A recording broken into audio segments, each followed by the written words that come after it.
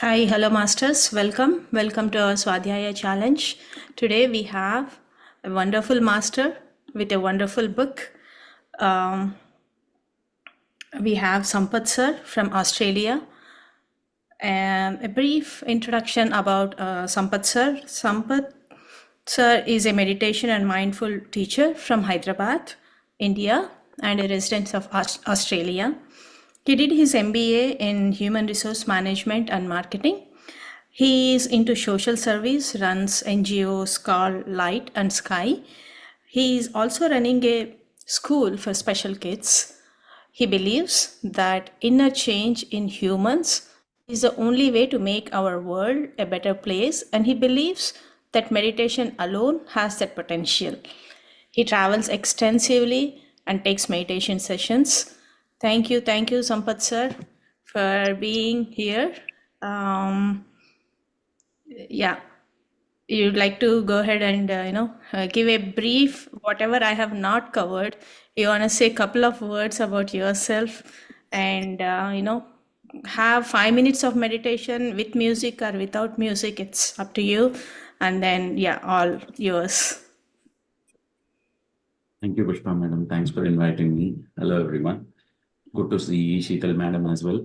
Good evening, ma'am. It's my pleasure to talk about this book and join this program. Uh, Anything else that I want to talk about myself? Yeah. Uh, you introduced me I like, think can you hear me? this is a good idea. If they can have the same virtual background for every. I think you need to mute Yeah, some. I'm muting. Yeah. Yeah. All right. Uh, so what I'm saying is my mother was into social service. I have seen her doing a lot of social service from childhood. I also wanted to do something for the society, and maybe it was in blood, or we enjoyed, our family always enjoyed teaching, always enjoyed helping others. And my mom was a full time social service person for around 30 years. So I had those thoughts naturally. But I always felt that there is something lacking whenever we are trying to give someone something. There's something very incomplete about it.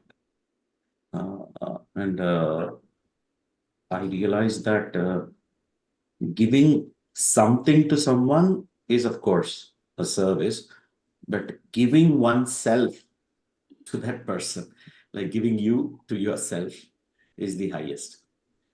So, and when you find yourself on that path, you find a lot of beautiful things, like, you you experience a lot of peace, joy, and knowledge, and so many things.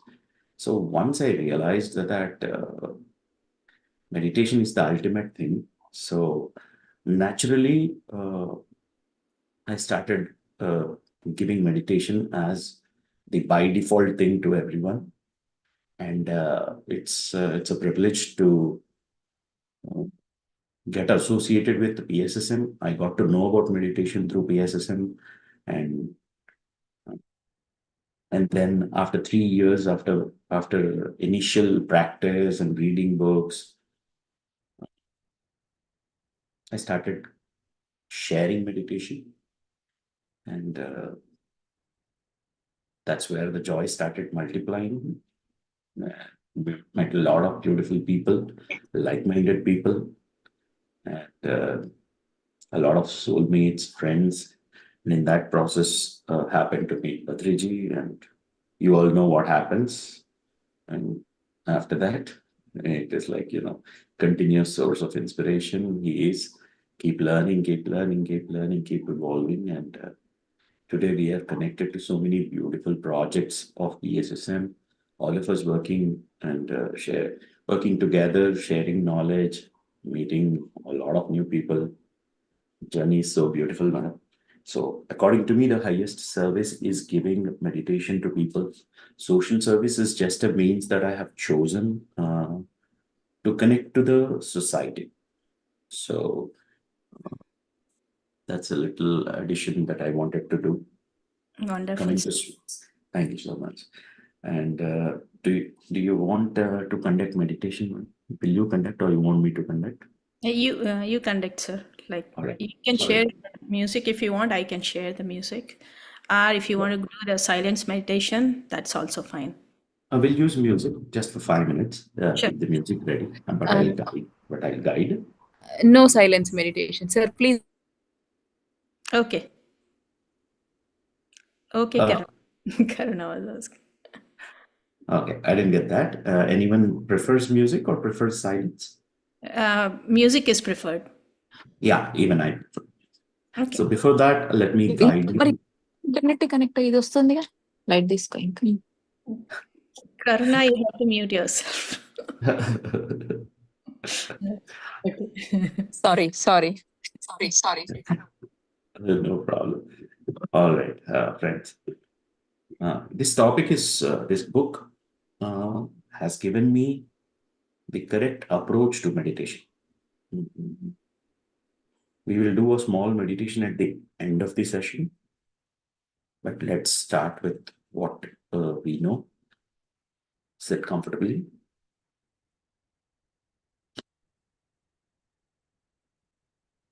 Take your time. Clasp your hands, cross your feet.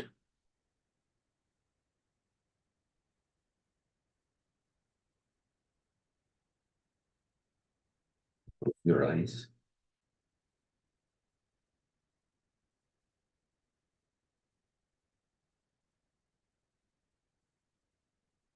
Before you go to the fifth and most important step of being with breath, just take a moment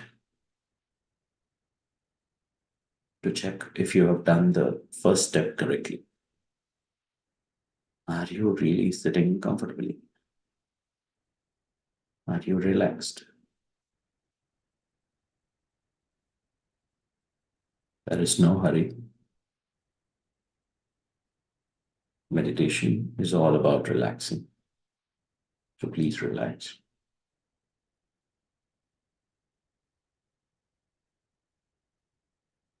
Breath is a sensation on the body. You can know it either at the belly or at the chest or at the nostrils. So please connect to your own breath wherever you prefer.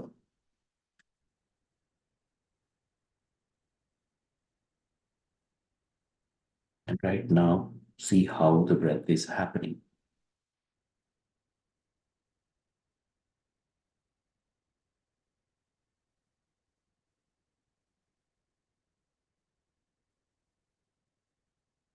See how the body is inhaling, exhaling. See the rhythm without interfering.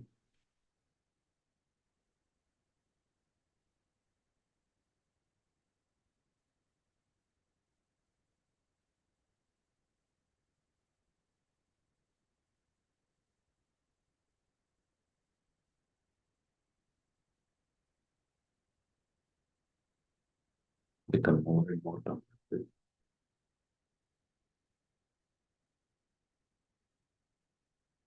Start being with your own natural breath. Natural is the key word.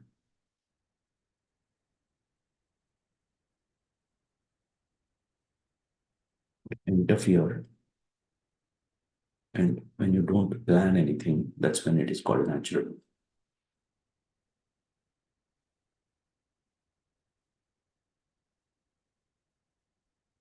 Natural self. Be comfortable. Let the breath be natural. And be with it. Just 5 minutes. Don't open your eyes. Let's do a 5 to 8 minute meditation with a beautiful music.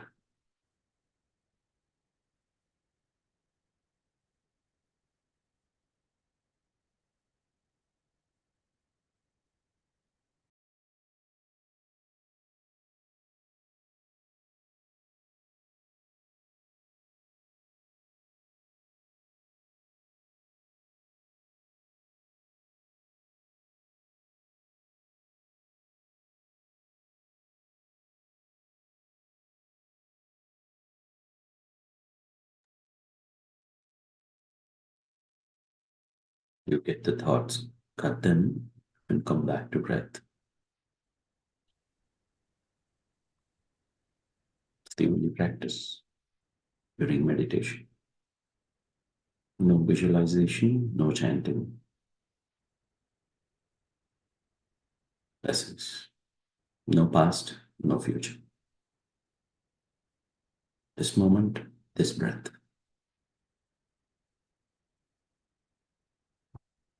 Please play music.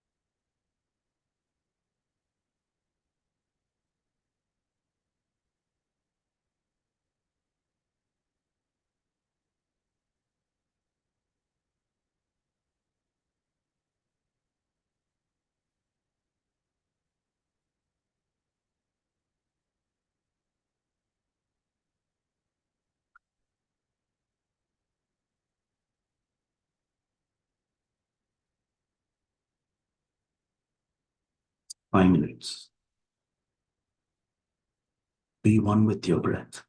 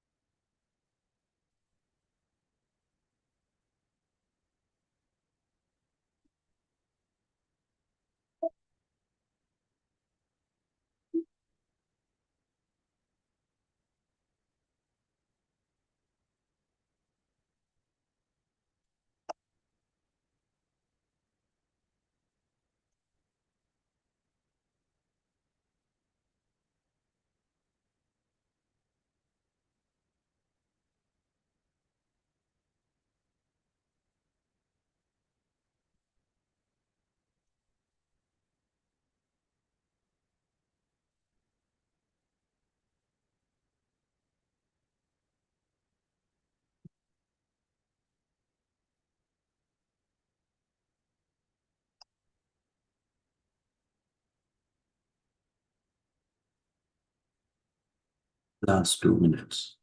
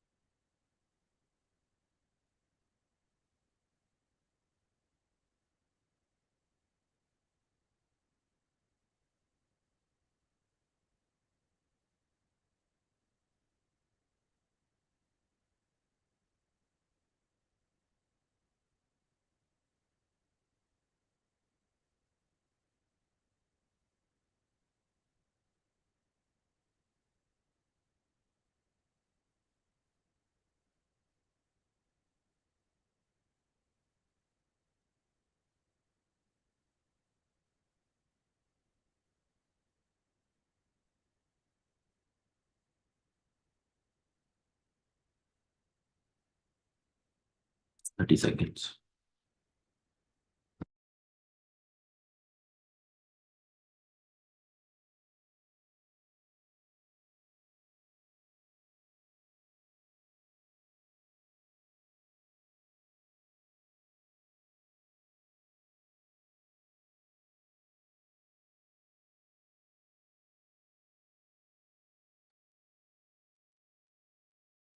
Slowly start coming back. Unclasp your hands. Place them on your eyes for 5 to 10 seconds.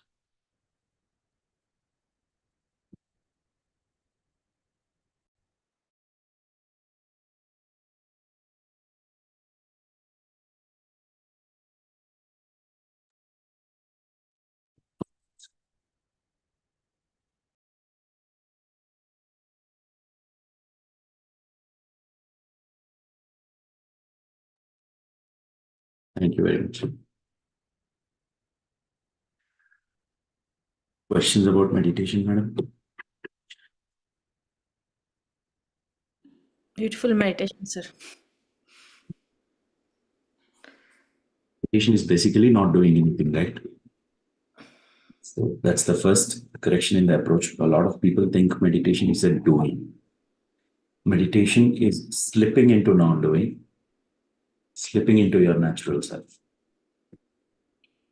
One of the first books that I read in my spiritual journey is Bringers of the Dawn, which had a huge impact on me. It made me redefine myself. It made me believe myself. Like, you reprogram yourself and you start becoming unlimited. That began with the Bringers of the Dawn, and then came the power of now. We always live for future as victims of past with a hope in future. But that book has shown a totally a different dimension. Like, when you are in the present moment, there is no time at all. Timelessness, we have access to timelessness through the present moment. If you want to know what is timelessness, be in the moment. That's it. Time perishes. Presence happens, but time perishes. That's the realization. And then came Ramtha, the white book. This book was my Bible for many, many days. It connected me to the Godhood. What is Godhood? How we are gods. It gave me a beautiful understanding. Each book that we read is not just reading a book. By the time you finish the book, you are a different person. That's the power of the books. The ideas that these books feed into your brain, and when you put them, apply them, try them, and when they work, and when you see that these ideas work, not just for you, for everyone, that's when you understand, oh, okay, I didn't know this. This is how we evolve in this journey. And this is one such book, When the Shoe Fits, has blown my mind off. After Bringers of the Dawn, The Power of the Now, and The Power of Now, and Ramtha, when I read this book, I was introduced to a completely different perspective, the Taoistic perspective. So, what did you understand by the title, Pushpaman? What does it mean when the shoe fits? Probably we will try different shoes, right? Like I don't know. So I came to this session like blank. Okay, when the shoe doesn't fit you, when your shoe, what's your foot size? So what's the question when a shoe doesn't fit? No, what's the size of your footwear, like foot size? 7? Okay. What if you wear number 6? It will be tight, right? Like I don't fit in. You had no other choice, but you had to wear number 6 the whole day. Okay. Okay. And suppose what happens the whole day? Suppose you wore number 6 from 9 a.m. and you went to your work, you were walking. Yeah. The whole day you are Yeah. number 6. What happens? Karuna, you want to answer? Yeah. So what I think is when the shoe fits means is what if you are able to accommodate in every situation or the comfort you feel out of your comfortable shoe that fits into you, the comfort you have while you walk or you experience it in the same way. The comfort, I mean, if we can fit into every situation and still feel the comfort. Okay, I'll come to that. Thanks for adding. So Pushpa madam, back to you. What if you wear number 6 to work? Will you be comfortable all day? No, not at all. So, Like you're working, you're walking, you're talking, your attention keeps coming back to your foot. And it's like, oh my God, this is troubling. This is troubling. I should have not worn, I should have, why did I do this? Right? The whole day, can you forget your foot? no. Forget about your feet. The whole day. Whatever you're doing, you will keep coming back to your feet. Your mind keeps on coming back to your feet because it's troubling you, right? Okay, fine. 6 is not working. Next day, if you wear number 8, your size is 7. If you try number 8, will that help? So you need the same amount of attention. Like you try to, hold No, it. Which is, footwear relevant. If you wear number 8 Mhm. next day, That's your what size, I what have to. happens? I can Same, walk, but right? like you have to catch hold of things like very tightly. Yeah. Still, you cannot forget your foot, right? Whole day, your footwear keeps coming out of your foot, and you're like, it's another kind of trouble. True. Previous day, it's a different kind of trouble because it was tight. The second day, it was loose. What happens when you wear the right size? You don't even think about your shoe. You'll think about. That's the point. When the shoe fits, you forget about the footwear, you forget about the foot. The point here is when something is not fitting right, your mind keeps getting active. Your mind keeps on focusing there. So use that particular thing as an indication that whatever you are thinking of, there is something wrong there. If nothing is wrong there, you will forget about it naturally. When the shoe fits, you will forget about your foot, right? In the same way, suppose I have any health issues, will I think of this shoulder unless it pains me? If something is wrong, my mind goes there, right? So the whole of the book gives you a perspective called, your mind, wherever it is focusing, there is something not right there. The shoe is not fitting, right? So what this book tells you, when you come back to your comfort, whenever you are at peace, you're not thinking of something, naturally you're forgetting something, that means everything is all right. Wherever you're not able to forget anything, something is wrong. And how to get back to that state where you can forget about it. So the name of the book itself is very, very creative. So please read this book. I want to do more than one sessions about this book, madam. So let's consider this as the first part. Today I have another session to join, so I'll cover a few points from this. So whatever I talked till now is about the title of the book. So the next time when you look at the title, you remember that when you do right thing for you, you'll forget about it. If you don't do right thing about any aspect of you, you can't forget about it. So whatever you are not able to forget about, something is wrong. Okay. In this context, the book starts with saying, easy is right. Easy is right. Right is easy. Whatever is right for you, it's easy for you. Whatever is easy for you, that's right for you. We come across some people who say, no, no, no, no, you should not do the easy things. The most difficult things you should choose. Difficult thing. If it feels right for you, do it. If it feels easy. But this book says easy is right. If you pour some water, water takes the slope. It won't say no. Slope. Every water goes to slope, but I want to go up. That attitude comes from your ego. Whenever you are trying to choose the difficult path, you are actually trying to prove something to others. Wherever you are not being your natural self, you are acting out of ego. Patriji said, we all are gods, right? If we all are gods already, do you have to really do something to become God?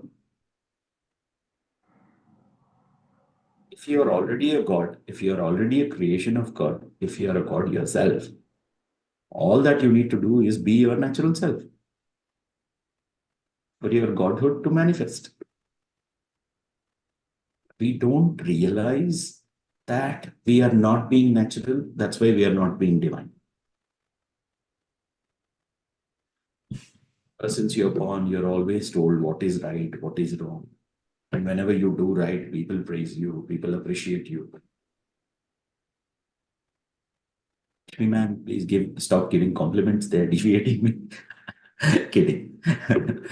So what I'm saying is, madam, whenever you are not choosing easy, after reading this book, you will naturally know that not choosing easy is not right. And we are domesticated in such a way where, you have to keep doing things where people accept. If someone says right from childhood, if parents say you have done a right job, then that is right. If you have not, if people are saying no, you have done wrong, that is wrong. You don't know what is your natural self. After certain number of years, your right and wrong depends on, okay, what people accept and what people reject. Not being natural. You create social self out of yourself. Your natural self is God, but you create a fake and a pretending and an acceptable self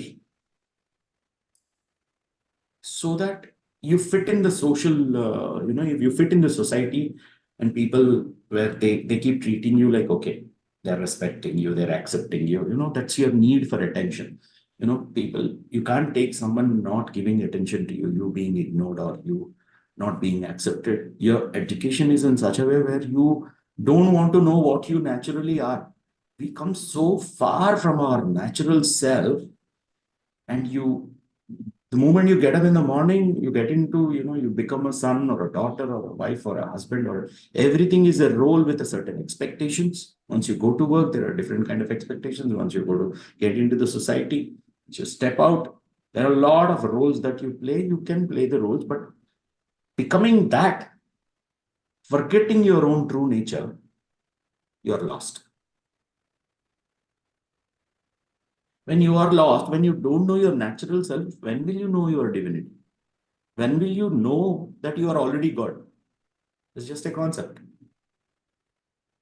So when you read these kind of books, first of all, you don't know whether you can dare to be your own self. Suppose I want to be my natural self after reading this book. I don't know. I may be a misfit in my own family sometimes, right? So, when I read these books, luckily I was studying them back then. So I had this privilege to take a small portion separately for myself to be natural self. The only purpose of being in that room is just be myself without bothering. How can you be a natural self? Can you plan like I will be like this, I'll be like this, that's when this is my natural self. Now, you can never define your natural self.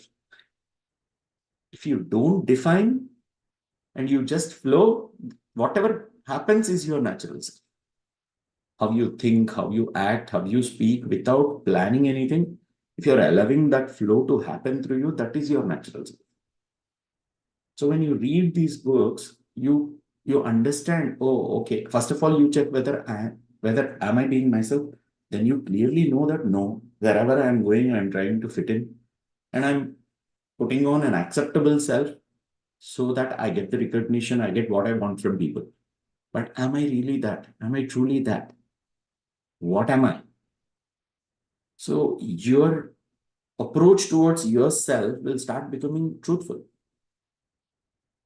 So this is one such book. And we keep using this word ego, ego, ego, ego, ego. What is ego? This book explains so clearly what ego is. Ego is nothing but that fake self that you have created out of fear of losing people or out of fear of losing the acceptance from people, whatever that fake self you have created, right? Fake image. And you start believing that that is you. That false image or fake self is called ego. And most of the times you keep acting from it, and after some time you forget that you are not that.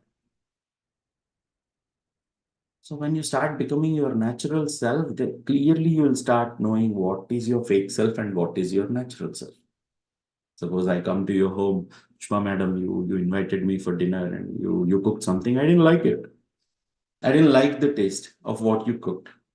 My natural self feels, no, this is not tasty. But can I say that? No. She might feel bad or she might not like it. She might not invite me again ever. It's not good to spoil relationship. Maybe we are working together. We have few things common. So I fake. I say, wow, this is very nice, madam, very tasty. Fake. No energy in it. There's no divinity in it. No genuineness in it. So, and whenever you are not genuine, whenever you are not natural, whenever you are fake, there is no natural peace or joy happening inside of you. If we remember seeing Patriji, we have always seen that glowing, bright self. If he's angry, he looks angry. If he's smiling, joking around, we see that bright self. Always he is himself. And he's such a fearless man, right? When we go to him, we want to be, we surrender and they're like, okay, let me be very much aware because he doesn't accept anything that comes out of unawareness. But have you ever seen him changing himself for us? If he's saying we all are gods and he's a living God, he's living naturally. He's also showing us how to be natural. So while you are journeying from a fake self to a natural self, so you're also improving on yourself by having courage to be your natural self. You will see, okay, let me try as much as possible, try to be my natural self. Then you will know who will accept and who will not accept you. First of all, you should start accepting yourself as you are. We have programmed ourselves so much, we thought the fake self was us. There's a book called The Science of Observation. When you start observing, you will start seeing things as they are. And when you start observing yourself, you will start seeing yourself as you are. Unfortunately, before starting observing myself, I have always told myself that I'm a great person, I'm this, I'm that. Suddenly I see that mean side of me or a bad side of me. I'm like, suddenly there is a huge non-acceptance within you, which takes you into depression that all these days I thought I was great, but I am just nothing. You get into the other extreme. Your ego is programmed that way that you can't accept your natural self. So it's not an easy journey as it sounds. To getting into your natural self and accepting it as it is not easy as it looks. It takes time. So it must be practiced along with meditation. So when you are meditating, you are telling be with your natural self. What is that word natural? You're not doing anything about it. You're just letting it as it is, so that You start with the breath and then you apply the same being natural aspect to every side of you, your mind, your emotions. You start seeing as it is. You start seeing your thoughts as they are, emotions as they are, without judging. All that starts with observing your natural breath as it is. So whenever we are meditating, the reason why we should be with our natural breath is, unless you practice being natural, you can never connect to your own Godhood. Don't care. At least within four walls of your own room, be 100% yourself. If you don't have that privacy, when you close your eyes, at least be yourself in meditation. So this needs to be practiced. And in this process, you will also realize that if you truly love yourself, you will always allow yourself to be natural, and you will always choose not to judge yourself, and you will accept yourself as a creation of God. You're also part of God's creation if you believe in God. So there's nothing not divine about you. Everything is creation. Good, bad, ugly, everything. There's nothing great about good. There's nothing worse about ugly. So you naturally come into a neutrality, an equality, an acceptance, peace with yourself. And once this happens with your own self, and you get into the complete self-love, self-acceptance, you start doing the same with others. Unless you do it with yourself, you can't do it with others. If you keep judging yourself, you'll keep judging others. If you keep rejecting yourself, you keep rejecting others. And you will never be at peace with yourself or with others. Therefore, you can never relax. The shoe is not fitting. You keep thinking. When you are in harmony with yourself, you can forget yourself. And everything is okay. Whatever you are coming across, whoever you are coming across, you're not judging, you're accepting. You can forget about them. You don't come back and keep thinking about a certain person, because things are accepted, persons are accepted, situations are accepted, everything is accepted. So this all starts, this kind of living starts when you start being natural. And this book, my dear friends, it will pull you into your natural self. That's the beauty of this book. I am not even sharing 1% of this book today. In my next sessions, I'll definitely come up with concept by concept, topic by topic. So the book has around at least 150 pages, I guess. So, but don't plan on how to read the book. Be natural when you read this book. Let your natural self take its own natural sweet time. The way you read the book, keep that aspect also very natural. Don't plan, I should read this book by this time, today these many pages, I have to finish this. No. Couple of days back, Srinivas Reddy sir, we had a session and he said, give your time to the book. That's all you need to do. Attend the book.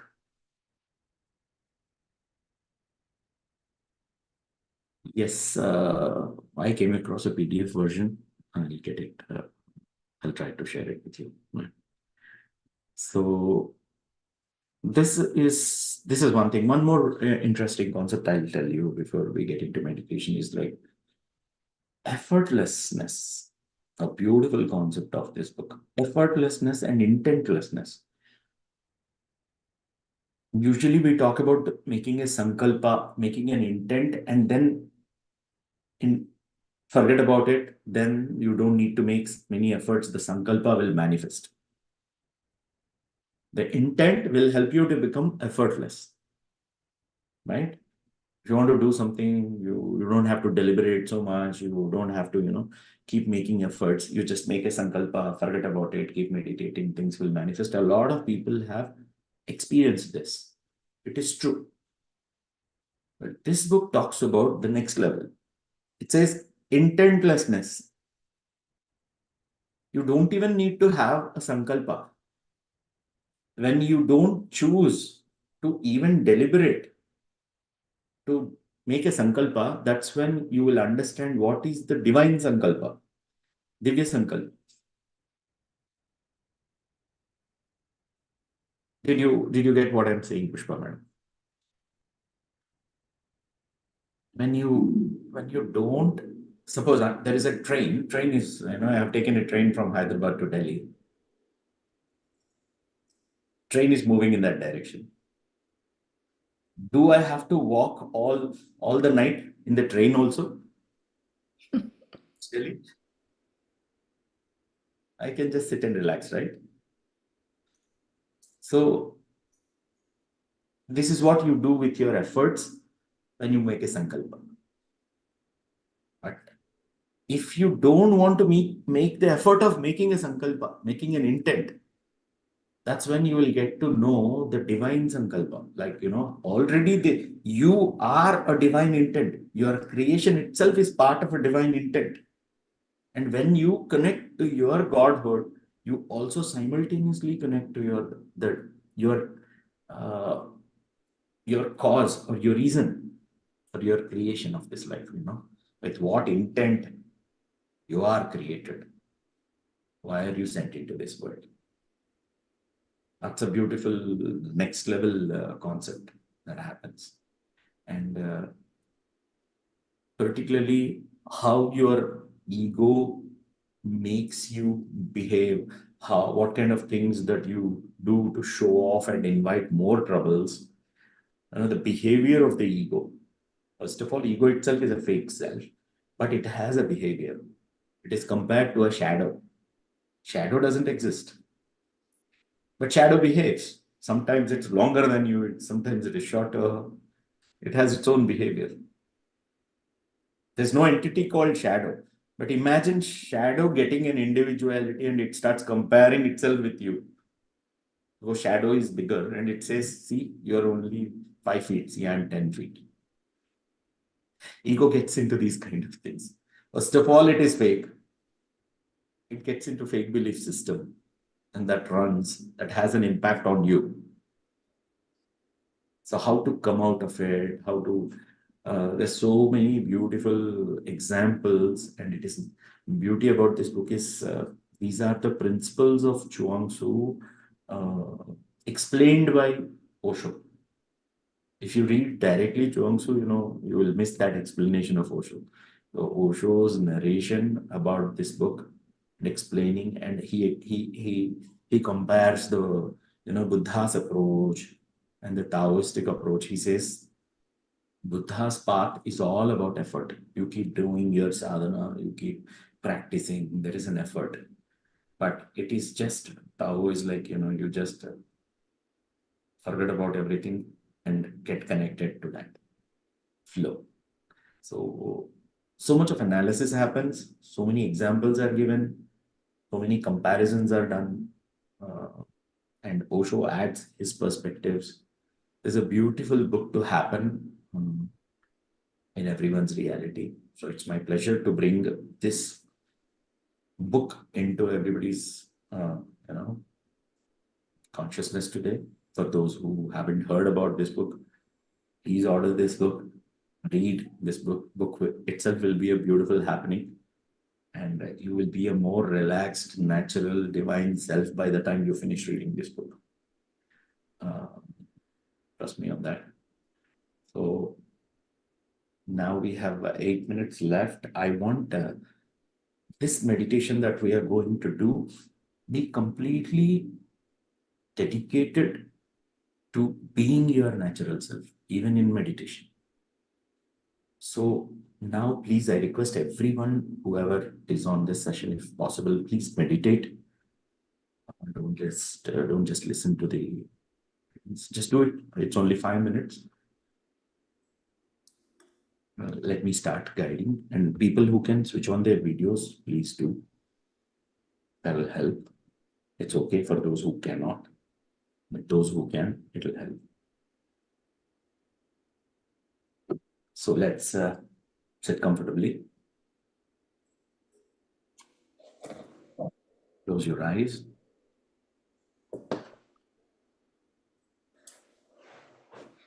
So do you want music? Earlier there was no music. No No music. music.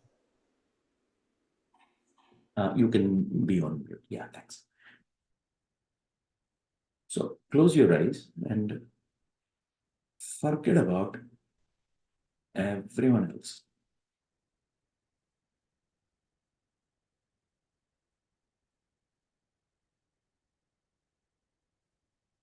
This meditation is not about doing meditation. This is about being your natural self first. And you are your natural self when you don't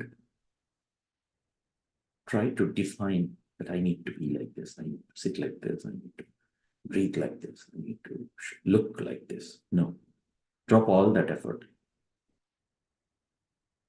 Get into effortlessness.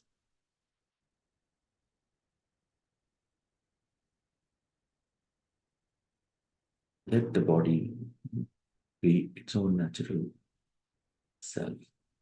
Give that freedom to body first.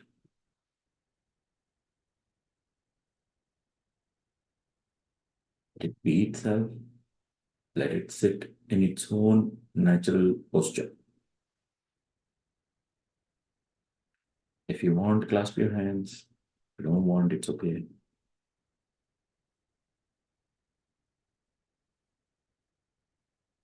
Let every cell in your body get the freedom to be its own natural self, just for a few minutes.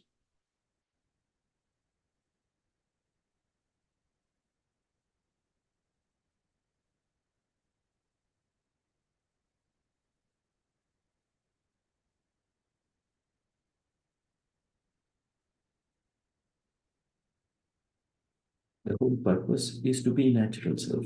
We are not trying to achieve anything here. We are trying to be, that's all. There's nothing we need to do to be, because we are what we are.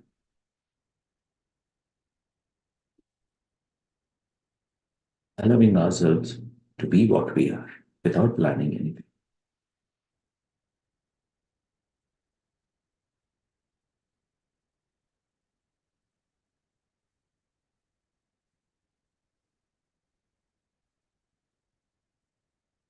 And the body is completely natural.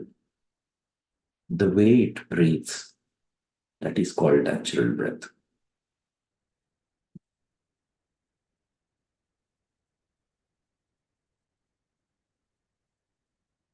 Interference with the body, no interference with the breath.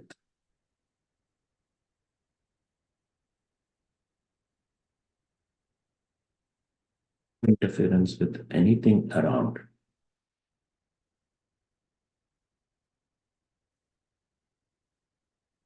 Just observe what is happening.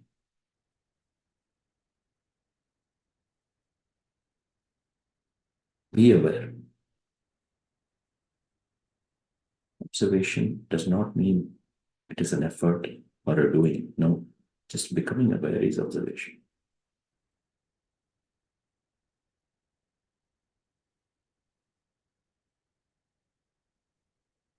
Become aware of your breath. See the flow of breath.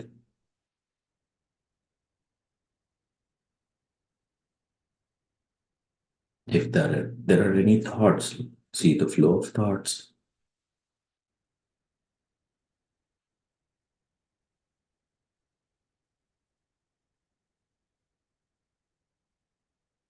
Happenings all around and inside of you.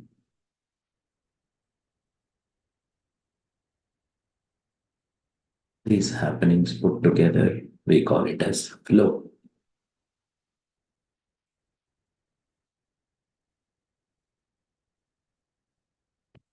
Allow the flow without interfering and be aware.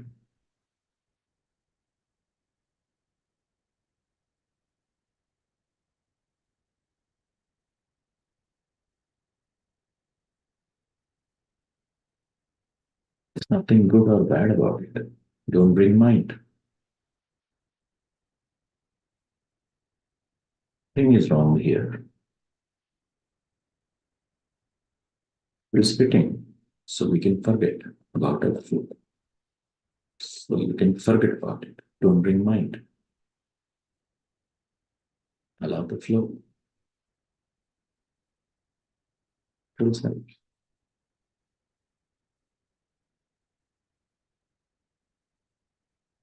Just enjoy being your natural self, my dear friends. 100%. Just 1 minute.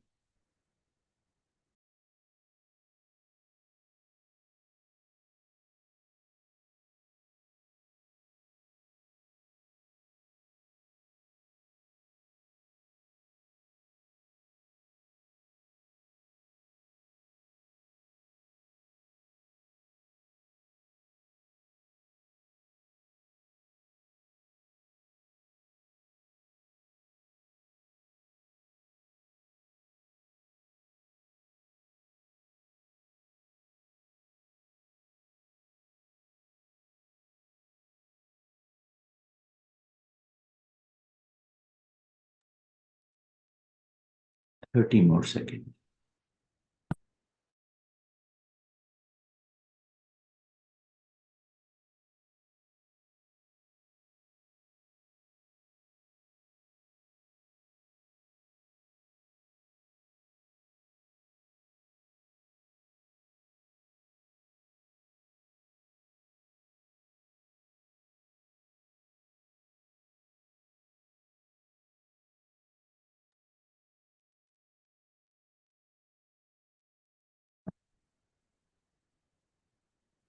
Seven, 6, 5, 4,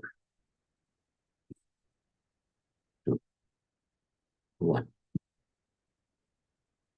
Come back.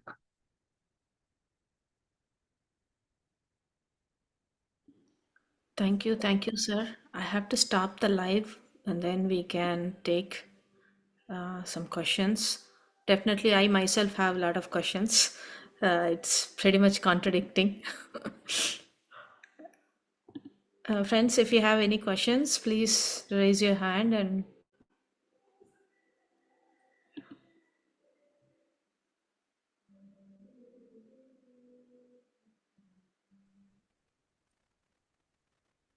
Yes, I'm ready. Thank you so much, friends, first of all, for beautiful participation.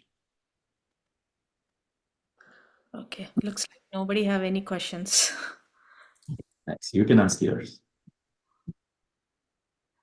So when you say with Sankalpa, you're trying to, doing something, that means are we intervene in our own plan that we put a, thought or like a will or Sankalpa and then try to do something?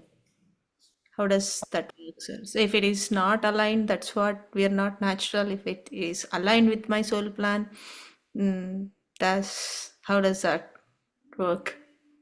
This is just a perspective. You always think that your sankalpa is your sankalpa, right? You. But who is making you do a sankalpa?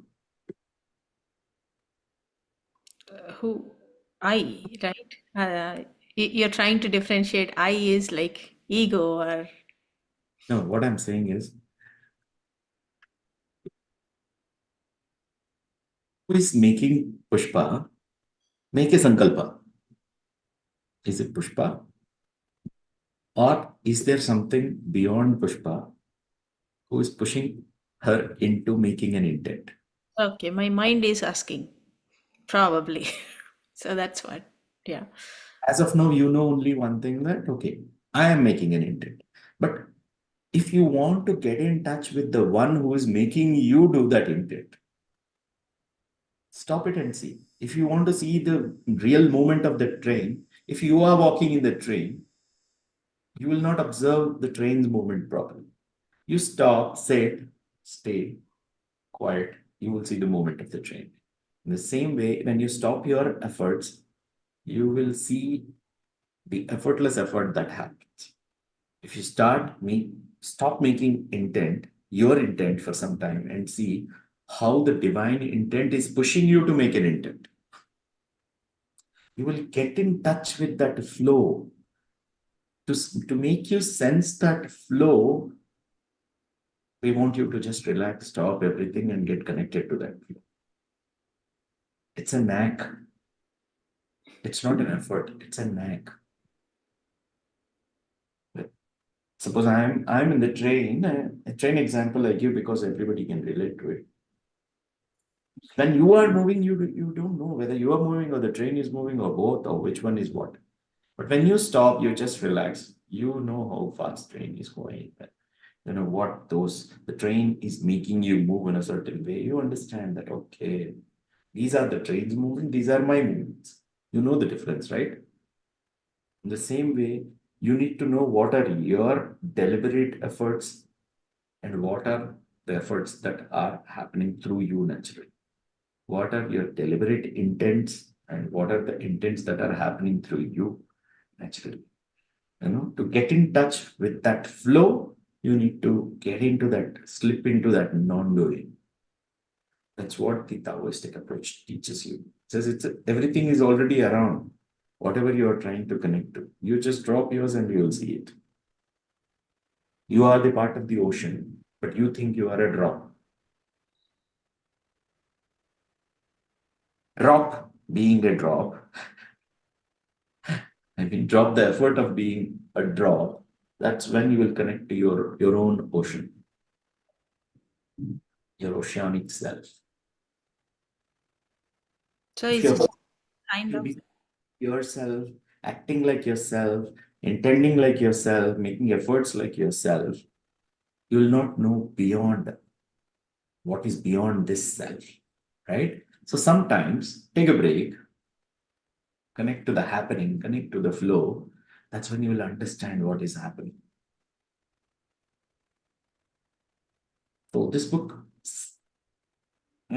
smartly, tactically switches you into that flow. You'll get connected to the flow. So that's what I can answer at this point of time, taking the time constraints into consideration. So we'll talk more. We'll have more sessions on this book, madam. okay, sir. I'm joining this from a very busy schedule. But that next time, whenever you're giving me time, I'll come back concept by concept, and I can give you a beautiful idea about each concept. Okay, so Kalidas, I will unmute you, Kalidas. Okay, I'm co-host. Hi, Sampath Martin. Hey, hi. So this book must be written like 30, 40 years ago? Can you be a little more? This book must be written like maybe 40 years ago? Did you get the question, Pushpa? Now, when was the book written? When? Am I audible? Yeah, but the first part of your question is not clear. Yeah. So when was the book written? I don't know.